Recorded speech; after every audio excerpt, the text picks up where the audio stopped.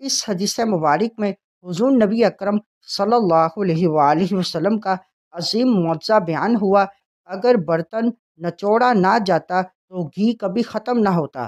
معلوم ہوا کہ اللہ تعالیٰ بسم اللہ الرحمن الرحیم۔ آج کی حدیث مبارک سید عالم صلی اللہ علیہ وآلہ وسلم کی برکت۔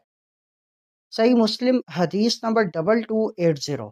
حضرت جابر رضی اللہ تعالیٰ عنہ نے بیان کیا، حضرت مالک رضی اللہ تعالیٰ عنہ نبی کریم صلی اللہ علیہ وآلہ وسلم کو اپنے ایک چمڑے کے برتن یا چھوٹے مشکیزے میں گھی ہدیہ کرتی تھیں۔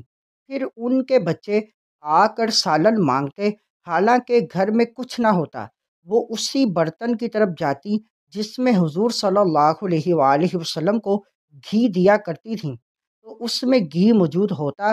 وہ گھی مسلسل ان کے گھر کا سالن بنتا رہا، یہاں تک کہ انہوں نے اس کو یعنی زیادہ گھی حاصل کرنے کے لیے نچوڑ لیا۔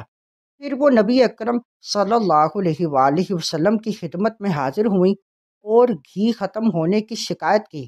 آپ صلی اللہ علیہ وآلہ وسلم نے فرمایا، کیا تم نے اسے نچوڑ لیا؟ انہوں نے عرض کی، جی ہاں۔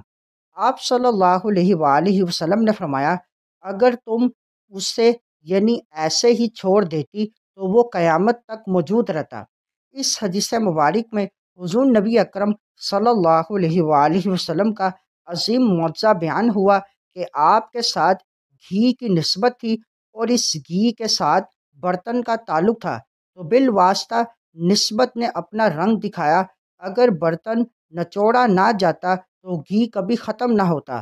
معلوم ہوا کہ اللہ تعالیٰ اور اس کے رسول صلی اللہ علیہ وآلہ وسلم کے لیے مال پیش کرنے سے برکت ہوتی ہے، کمی نہیں ہوتی۔